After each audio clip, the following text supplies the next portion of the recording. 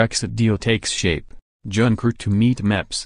Brussels, Reuters. The European Commission added to mounting confidence in Brussels that it is set for a Brexit deal with London when it scheduled talks with EU lawmakers ahead of a crunch meeting on Monday with Theresa May. However, EU officials and diplomats cautioned on Sunday that it was still unclear that a deal would be struck with the British Prime Minister when she meets the EU executive. 2 hours before they sit down for a lunch with May in Brussels, Commission President Jean-Claude Juncker and his Brexit negotiator Michel Barnier will brief Guy Verhofstadt and his European Parliament Brexit team, an official said. Verhofstadt and his colleagues wrote to the EU negotiators last week, B5N1EL019, to sound an alarm at what they said were stalled talks on EU demands that the rights of EU citizens in Britain be guaranteed directly by the European Court of Justice after Britain leaves the European Union. They also voiced concern about Northern Ireland.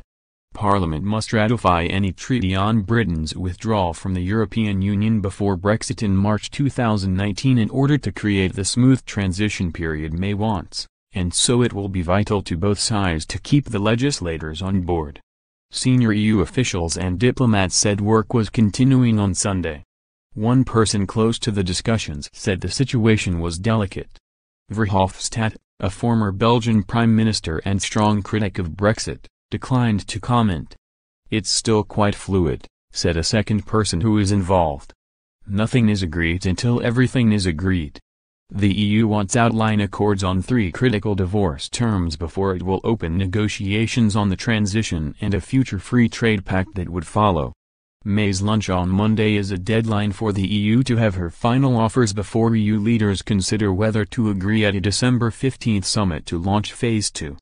Britain and the EU aim to sign a joint declaration setting out progress toward final deals which the Commission, as the EU executive, would say was sufficient for opening trade talks.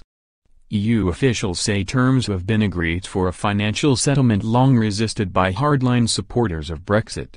The Irish Prime Minister said on Saturday that would essentially cover all the €60 billion the EU had demanded.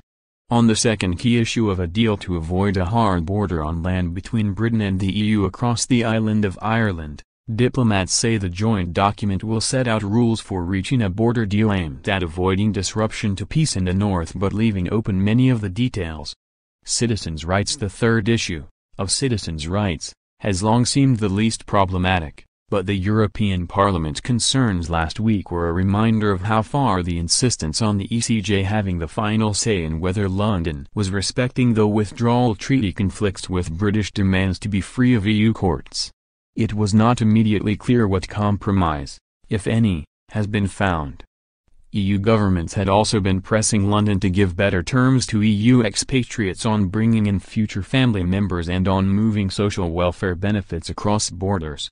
One suggestion in Brussels has been to limit clearly any ECJ involvement as a last resort and clearly only available to those EU citizens who choose to go on living in Britain before Brexit, not to any who arrive later.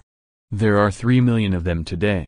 Looking to show skeptical pro-Brexit allies that she has secured something in 5 months of negotiations that seem set to end with London broadly accepting the EU's original terms, May has insisted that Brussels make a simultaneous and reciprocal commitment to transition and trade talks if she accepts a deal. That seems set to be the case with the joint declaration. "Everyone knows we have to honor politically what the Brits have accepted on money," a senior EU diplomat said. So on Monday they will sign this document. If all goes to the plan, 27 EU leaders would give the official green light on December 15. A day after May has joined them for a routine summit on other EU business. The deliberately vague concept of sufficient progress gives the political leaders the option to leave plenty of room for future negotiation. The key thing for many in Brussels is that it should mark the establishment of trust that both sides are willing to work for a separation that is not too disruptive. Additional reporting by Gabriela Bachzinska, writing by Alistair MacDonald, editing by Janet Lawrence.